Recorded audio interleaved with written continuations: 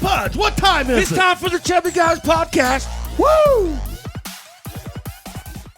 All right, we're back with part 2. You got them headphones on now? Yeah, we're ready to rock. Well, hell, we just discovered all kinds of stuff. So, Yeah, absolutely. so for those listening, if any of my old buddies are listening, so this guy was in, what was the band? So years and years ago, it was called Abject Fear, but it moved into Woe of Tyrants.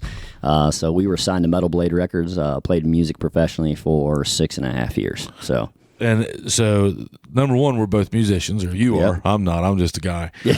But we had another mutual friend, our boy Lewis Copeland. Yeah, Lewis. Started off, you said, as the drummer. As the original drummer, yeah. Before he I always took knew on he was a the heavy country. metal guy before, but I didn't know he was. Didn't know that he. Or I knew he did heavy metal, but I didn't know the band. Yeah. You know. Yeah, I mean, when you come from a small town like Yeah. Waverly, Ohio, though, you get into a position where there's only certain things that you can get yourself into, and when the only band in town plays metal, that's all you get, man. That's all you get. That's it. Yeah. So Lewis, friend, he's a friend of ours. You know, we've talked about him on the show before. But part 2, we're going to talk about Hills Before the Hustle. And so, part 1, we talked about the mountain biking. Yeah. Okay, and then you were kind of telling us before how this was a tagline. So you and your buddies, you'd get on Facebook and you'd hashtag HBTH or hashtag Hills Before the Hustle, right? Yep, you got it. And that was started, and so go from there.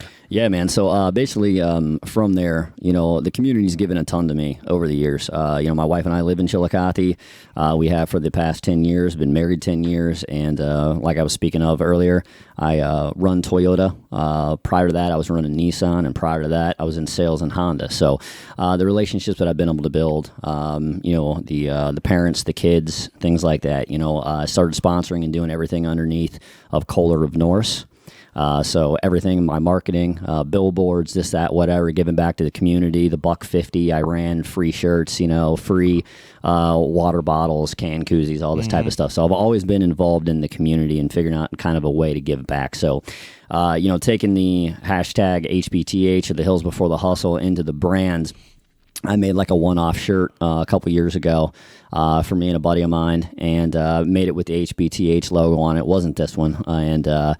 From there I was like, it'd be really cool to be able to create something that I could, bring the community around. There's a lot of bikers out there. There's some division a little bit with inside of the area as well. But to try to tag and kind of tie everything together is, the common understanding of what direction we're going, because a portion of the profits are donated back to the trails and to the younger generation of, kids to get them on bikes and to, provide them with gear. Some kids obviously are out there that, can't do it. Yep. Last year was the first year of the NICA, which is the National Interscholastic Cycling Association team that became at Union Yoda, which you might be familiar with. Sponsored that and so forth and so on, became, the top sponsor there. So, I love seeing people. From the cars or from the Hills Before the Hustle? So this is before Hills Before the Hustle, actually. So it was actually the Kohler and Norse, yeah. Okay. So, so I was. So you were dabbling, you were marketing into. Hey, do you want to help develop your child's athletic ability? Or maybe you want to get off the couch and make yourself a little bit better? They earn the day at AP Prep. Look them up, apprep.info. Hey guys, on behalf of the Chubbies, huge thanks to Geiger Brothers Construction. Give them a call at 740-286-0800. They've been great community supporters, and they are a friend of the Chubby program, so thank you, Geiger Brothers Construction. That kind of niche marketing for your car business anyway. Yeah, I've been doing it. Yeah, I've been doing it my whole career. That's what you do. Yeah, been doing it my whole career. Yeah, so then you've done it. You've already been in the market. You're there. Yep. Yeah, met a lot of people along the way, and at that point in time, I said, it's time to provide something that I have a passion for, something that I can get around, something I can create, which I like to do, to be part of, and also, again, bring the community around it and give ourselves an opportunity to, provide, again, a portion of those profits back to our local area. So, I've talked to, Ty McBee over at Chillicothe Trails in Miranda. Also, Mike Whaley with Combo, which is Central Ohio Mountain Biking organization. Those guys invited me up. I was part of their board meeting and things like that. Kind of seeing the direction with where everything's going, money distribution, things like that. So, my whole life, what I've been about is understanding that if I can impact other people along the way, I'll be perfectly okay.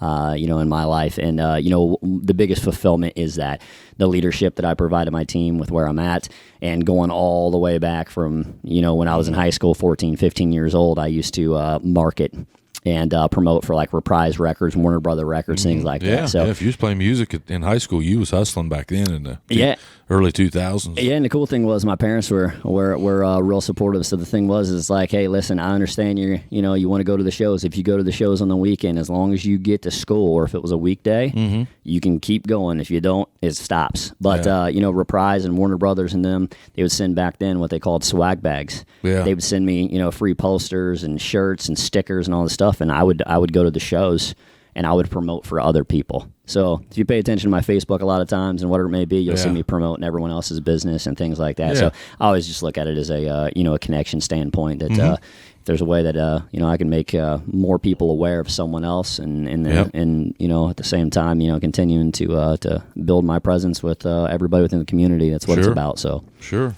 then you start. So tell me about Hills Before the Hustles. Yep. So, again, with the brand, we've created the website, or now everything's up and running. We got shirts, hoodies, stickers, you name it, accessories, coffee mugs, so forth and so on with the HBTH. Some of them are stripped with just the white. Some are, with the original. Yeah. The back of the ones. Is this the original? Yeah, it is. That's the original logo right there. So, funny. I will say, I've probably worn this 2 or 3 times now. I've washed it. Still fits. And that's a major perfect. Problem in the chubby world. Yeah. It normally shrinks up on you. I think I fluctuate 10 pounds at all times. I'm a dinner away from. It depends on how much beer and the steaks you've been having. Yeah. Bloatedness really fills out a lot of airspace with us chubbies. A lot of inflammation. That's right. Yeah, you skinny guys get bloated, and you guys move an inch. Us chubbies.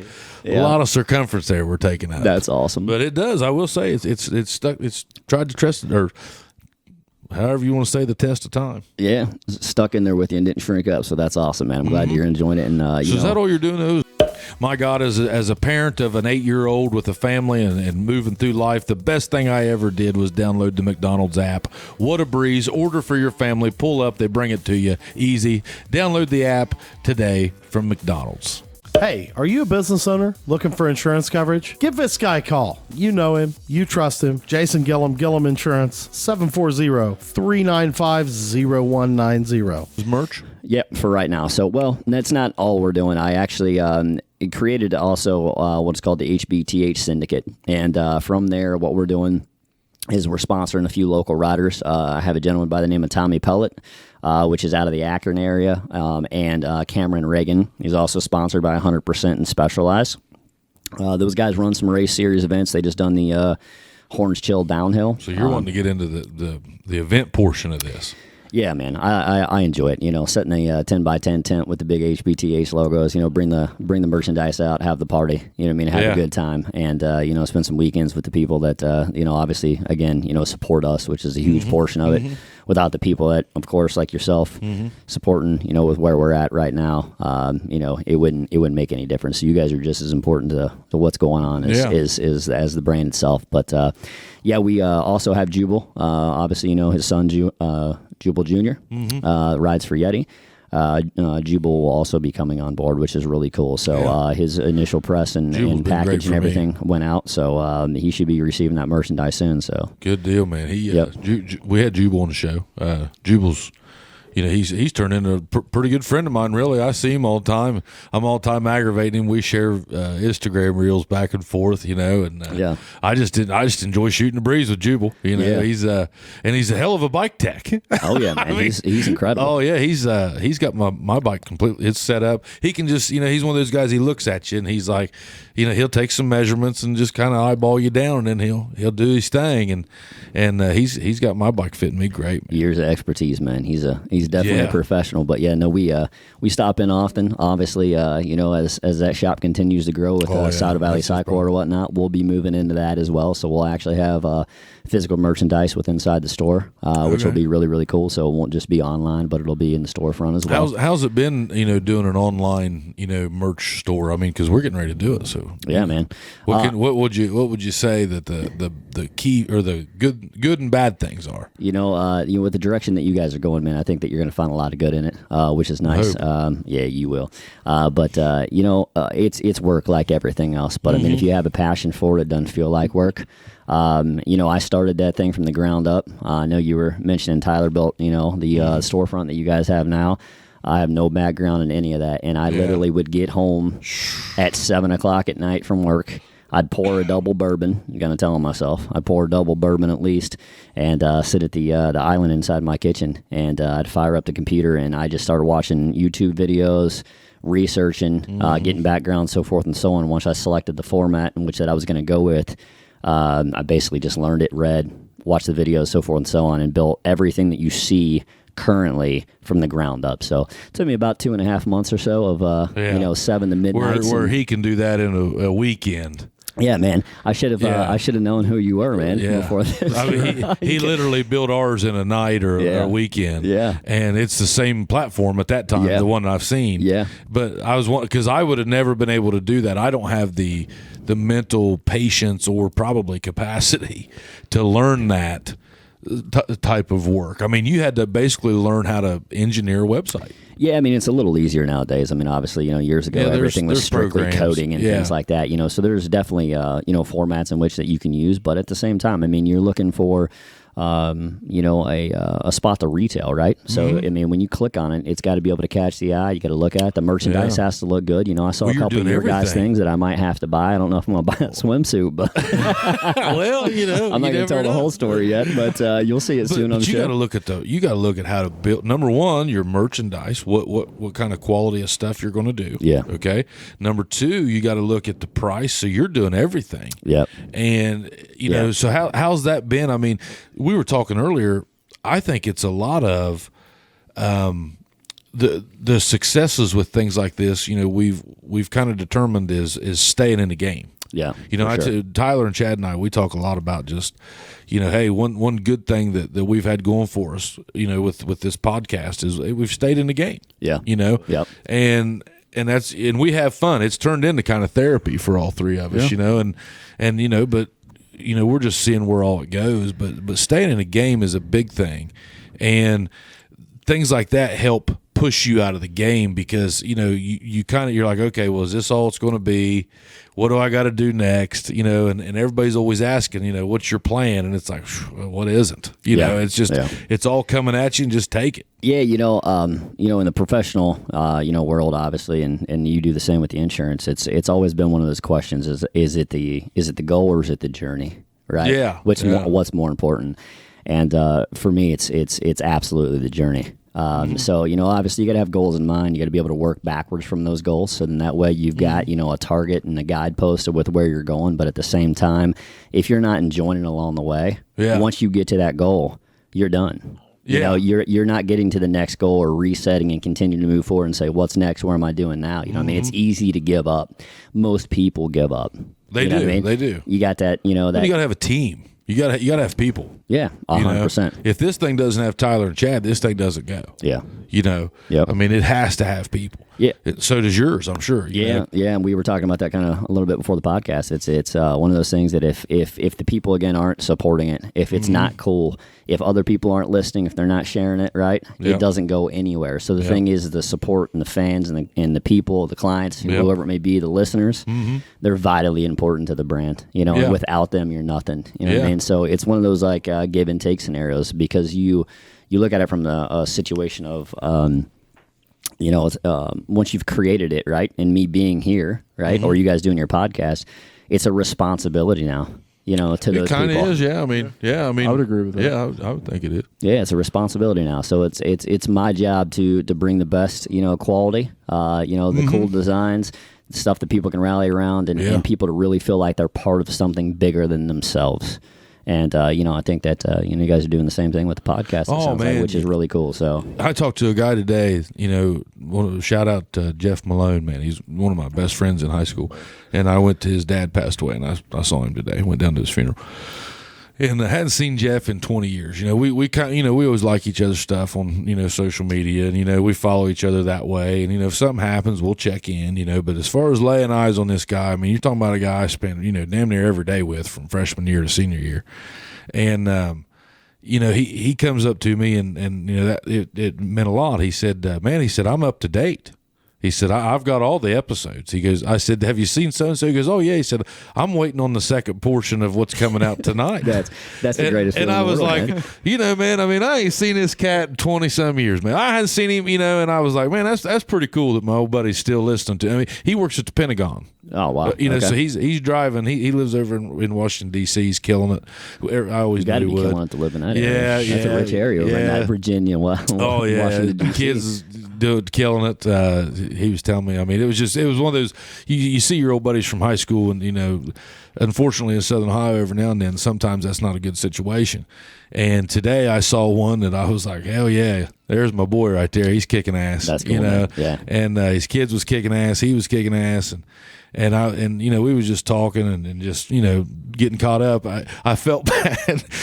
Jeff, if you are listening to this, which I'm sure you're going to, I could have been there the entire time of the viewing. He and I were over there just talking, having a great conversation. And finally his mom had to pull us away. And I said, Jeff, I got to take off. But yeah, so it was just one of those, it was a good situation. And that meant a lot whenever he said, hey, I'm caught up. I listened to all of them. And there's a ton of our fans, and a lot of them's been guests on here, but a lot of them that we know listen to us. And gosh, we're so tickled about that. Like, they don't know what that means. And I'm sure you're seeing that in what you're doing now. You're just seeing where it's like, man, those guys, it's good to know your team, Yeah, it's it's awesome. Just like anything else, man. It's great to know you're loved, what I mean, and people support you, and vice versa. But every time someone shares a picture, someone's in a shirt, someone sends it to me. Obviously we talked about Prater earlier, those guys will be like in a group and whatnot, and there'll be, 3 HBTH hats on and a hoodie. And I saw you guys when you were doing axe throwing. I think I commented on everything. I said, I spy some HBTH underneath that button down, baby. I was like, let's go. You didn't know, but I was just that way. If it shrunk, I was going to rip your ass in here today. Like, but hey, Chubby's is out, Yeah, man, you don't have to resize these things. That's awesome, man. But no, I thought I got to wear this thing 2 or 3 times. I got to try his Kohler out. Yeah, man. No, we. I talked about Tommy a little bit ago. One of the writers. And to what you just mentioned a few minutes ago was really cool. He sent me a text message the other day.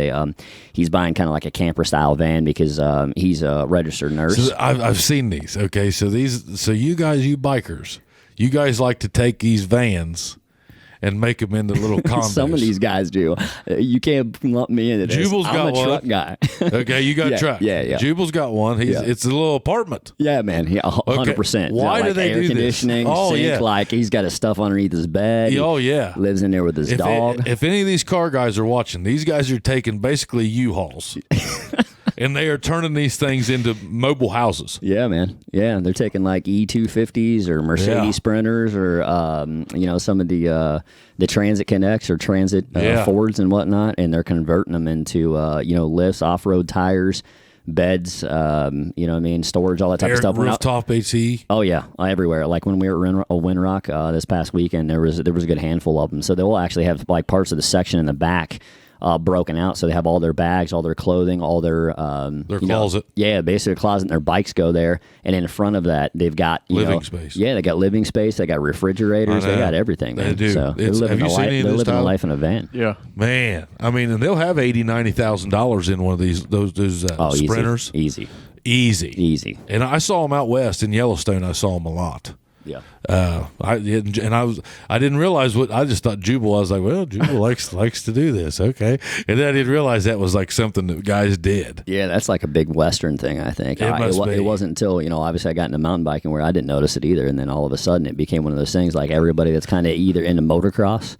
or mountain biking has one of those. Yeah, it's like, you got to have one. Or why? I don't know. You're just not cool if you don't. I guess. I was thinking to myself, like, couldn't you just get a hotel? That's my philosophy. Like, man, that's awesome. Like, I mean, I like to stay out there and all, but I also like, I like that. You like your space. Continental breakfast is pretty good. I like to get up and be able to stretch out a little bit. You know what I'm saying? So I'm going to knock some stuff over if I'm not careful here. I'm a wing guy. Let's fly out. So website wise, it has been worth it though. The sales are there.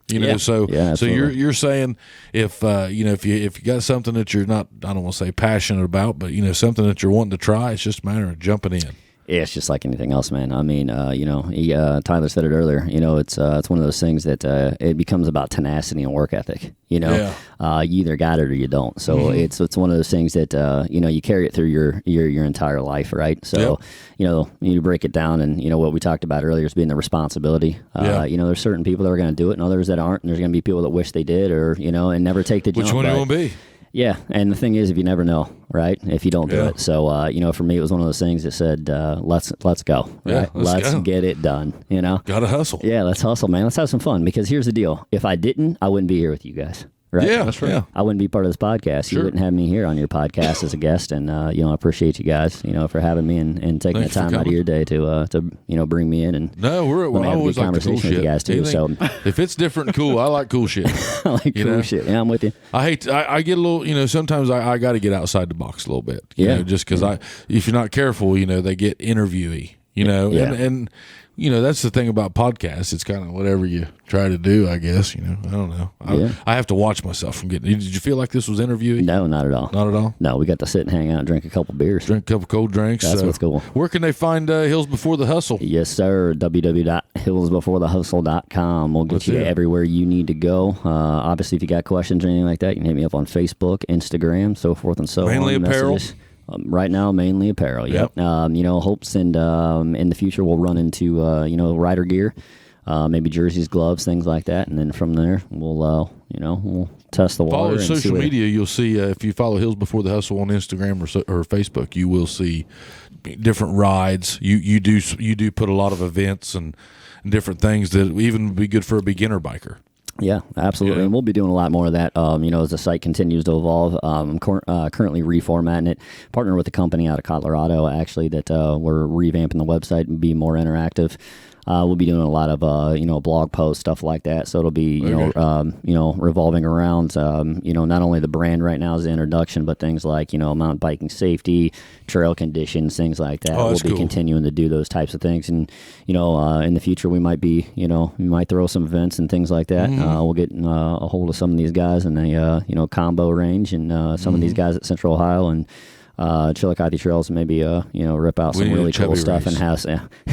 We need a Chubby race. Man, it's funny you said that. Tortoise and hare type stuff. Yeah, I thought about this earlier. I said to myself, you know what, we might do like a partnership with Hills Before the Hustle and name it the Pudge Race. Hey, when they with the Pudge race. I'm in. Yeah, Who would ever thought I was going to have a race day? Yeah, we'll get some out of shape guys and make them race and see how fast you can get from the top to the bottom. That'd be a good time, man. Some of them fatties can still move. Oh, dude, it's amazing. Hey, that's only if there's a Bob Evans next to the trail. Listen, when you want to go biking, when you want to go, I'll kiss your bare ass if you can hang with me. I'll kiss your bear. Listen, man, I'll kiss your whole asshole. I'm telling you, don't underestimate the chubby guys. That's awesome, dude. Tyler, very skinny. He's lost 100 pounds. Tyler used to be, what'd you weigh, 410? No, about 270. He's 77. Really? Yeah, you look great, man. Tell us how you did it. Well, he's told every podcast that we've had. He's pretty proud of it. I picked up running, which Pudge is a huge fan of, and intermittent fasting. Oh, there you go. Which is another one. I agree with the intermittent fasting. Have you done that? Man, it's just tough for me. I like food. I tend to intermittent fast like daily. The only reason I say that is, I get to work, like I told you guys, get in the office about, a little bit prior to 9 o'clock now. It used to be prior to 8, but COVID's kind of changed the scheduling and timing. But we eat it, either 12 or 1 or 2 or 3. I hadn't ate from the day before, you know what I mean? And sometimes I don't eat again, like the whole night. So sometimes I'll eat 1 meal a day. So there's times I go, 10, 12, 14, 16 hours before, I eat. So I'm kind of used to it just because of the type of environment I'm in. Yeah. Scheduling, people show up, people, kind of come in, unpronounced and ready to rock and roll. So it's showtime at that point. So you think you're going to eat at 1 o'clock, you get your lunch and it's cold and you're still waiting to eat at 4, you know what I mean? So yeah. I don't choose to intermittent fast. It chooses me. It chooses you. Yeah, I'm with you. It's the same way in my world. It's hard to be on a schedule like that. There's just too much going on. Yep.